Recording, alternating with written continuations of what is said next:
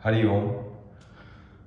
ध्यान हो या योग अभ्यास हो या ऐसी कोई भी क्रिया हो जहां आप कुछ पाना चाहते हैं आध्यात्मिक दृष्टिकोण से या योगिक दृष्टिकोण से, तो आपको अगर मैं फल परिणाम अगर पहले बता दूं कि आप ये करेंगे तो आपको क्या फल मिलेगा, तो आपकी जो पूरी दृष्टि है या आपकी जो पूरी चेतना है वो फल पे लग जाएगी कि अगर मैं ऐसा करता हूं तो ये फल मुझे मिलेगा।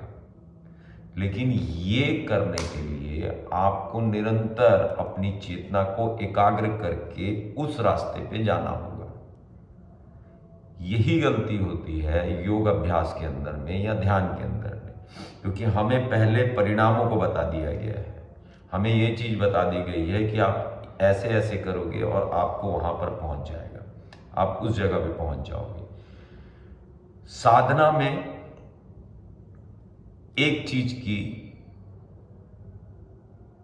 खासियत होती है कि साधना जो होती है वो सीधी नहीं चलती, वो सांख्यिक चलती है और वो आपके कर्मों के अनुकूल चलेगी। जैसे मैं जिस चीज को मैंने पाया है, हो सकता है कि आप भी उसी चीज को पालें, लेकिन मेरे रास्ते पे जो तकलीफें या जो भी रुकावटें आई हैं वो आपके साथ में आए ये जरूरी नहीं है। मेरा कहने का और मेरा बताने का सिर्फ और सिर्फ यही कारण है इस चीजों को, क्योंकि हम जब भी बात करते हैं तो हम परिणामों पे जाके खड़े हो जाते हैं। हम उस जगह पे जाके खड़े हो जाते हैं जिस जगह पे उसने कोई चीज को अचीव कर लिया है। इसीलिए देखना कि जब कोई भी कहानियां सुनाई जाती हैं योगियों की या तपस्वियों की या महापुरुषों की, तो वो उनके पास में ये शक्तियां थी ये बताया जाता है, उनके साथ में ऐसा था ये बताया जाता है, लेकिन कभी भी ये नहीं बताया जाता कि उन्होंने ये शक्तियां कैसे पाई और किन रास्तों से होते हुए वो गए। अभ्यास, निरंतर अभ्यास करते करते वो आगे बढ़े। और अगर अभ्यास की बात अगर हम करते भी हैं तो हम बड़े अभ्यासों की बात करते हैं, छोटे अभ्यासों की बात नहीं करते हैं कि उन्होंने सिर्फ पानी पे काम किया या उन्होंने वायु पे काम किया या उन्होंने अन्न पे काम किया। इन सब चीजों को हम भूल जाते हैं। इसका कारण है क्योंकि हमारे को सीधा परिणाम बता दिए जाते हैं कि आप एक उदाहरण के माध्यम से समझिए कि आपको सिर्फ घी के बारे में बता दिया जा रहा है कि आप ऐसा ऐसा करेंगे तो आपको घी प्राप्त हो जाएगा। आपको ये नहीं बताया जा रहा है कि आप दूध होंगे और दूध के बाद से एक क्रिया चलेगी, एक प्रोसेस चलेगा, उसके बाद में आप घी होंगे। ये नहीं बताया जाता और बताना जरूरी भी नहीं समझते हैं, क्योंकि हर किसी की चेतना घी होने में नहीं रहती और इसकी जो गिनती है वो ज़्यादा है। ऐसे लोग जो अपनी चेतना से हट चुके हैं उनको अभ्यासों से या उनको अभ्यास में कोई रस नहीं रह जाता, क्योंकि वो उस रास्ते पे जाना ही नहीं चाहते।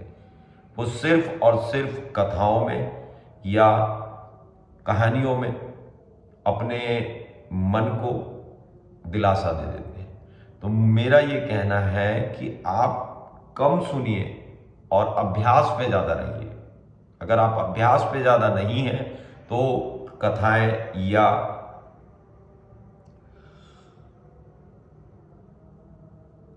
कहानियां मत सुनिए। और एक तथाकथित जो चीजें देख के बोलता है आदमी या कोई भी चीज, जैसे एक तोता बोलता है, अगर आप हो गए हैं तो आपकी भी जो दिशा है वो पहले से निर्धारित है, वो पहले से निर्धारित है। जैसे मैं आपके सामने बिना कुछ पढ़े बोल रहा हूं, मैंने कोई लिख के नहीं रखा हुआ है, मैंने कुछ नहीं रखा हुआ, मैं सिर्फ अपने विचारों को आपके समक्ष रख रहा हूं, तो मैंने नहीं पढ़ा है। तो जो मैं बोलना चाह रहा हूं या जो मैं बताना चाह रहा हूं उसकी दिशा अभी मैं खुद निर्मित कर रहा हूं, अभी वो फैली नहीं हुई है। अगर मैं किसी चीज को याद करके या पढ़ के बोलता तो वो पहले से निर्धारित रहती, पहले से निर्धारित है। जैसे आप किसी रास्ते पे जा रहे हैं और वो रास्ता बना हुआ है, पहले से बना हुआ है, तो आपको वो चीजें नहीं मिलेंगी जो चीजें आप चलते हुए रास्ता बनाएंगे। यही हमारे को भिन्न बनाता है महापुरुषों से। महापुरुषों ने जो रास्ता चुना वो उन्होंने खुद बनाया, ना कि किसी के बताए हुए रास्ते पे। हाँ, एक दिशा मिल सकती है, यही काम होता है गुरु का। एक दिशा मिल सकती है, दिशा मिलने के बाद में वो छोड़ दिया जाता है और उसके बाद में आप उस रास्ते पे अगर चलते हैं तो आपको वो रास्ता खुद बनाना होगा। अभ्यास के अंदर में या योग अभ्यास के अंदर में या प्राण ऊर्जा के अंदर में आपको निरंतर अभ्यास करते हुए आपको हासिल करना होगा। और जो चीजें मैंने हासिल की हैं, ऐसा नहीं हो सकता कि वही चीजें आप हासिल करें।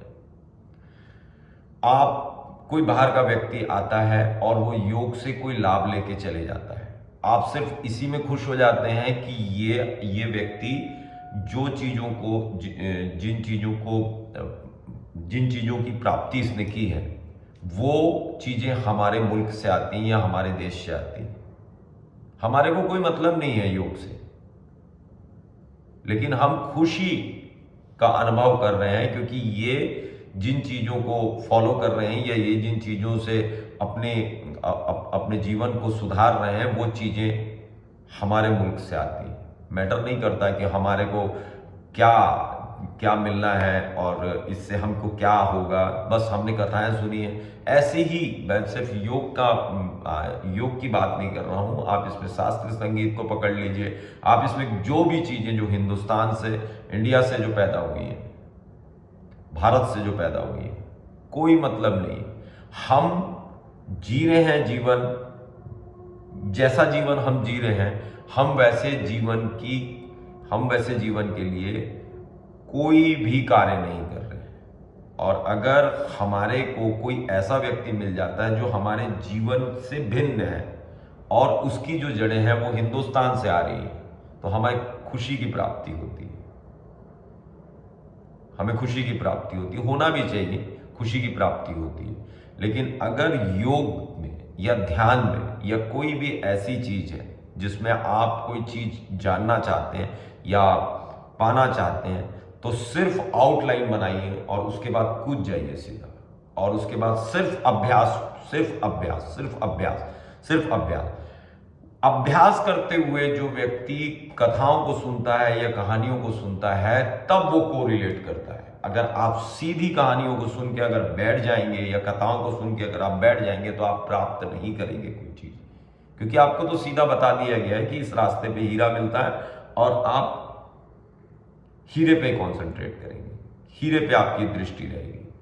आप अभ्यास पे दृष्टि रखिए और निरंतर अभ्यास करते हुए आपको ये ज्ञात होगा कि धीरे धीरे धीरे धीरे धीरे धीरे जितनी भी चीजें कथाओं में बताई गई थी या कहानियों में बताई गई थी, हाँ बिल्कुल वैसा ही हो रहा, वैसा ही नहीं हो रहा है, लेकिन हाँ उससे मिलता जुलता जरूर हो रहा है।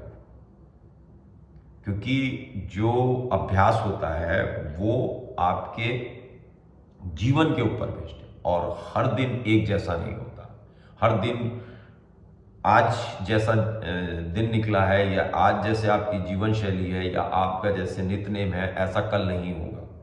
कुछ तो बदलेगा, कुछ तो बदलेगा। तो मेरा ये सिर्फ कहना है और यही सिर्फ मेरी रिक्वेस्ट है सबसे कि परिणामों को देखिए, सुनिए सब चीजें, लेकिन अभ्यास करते हुए।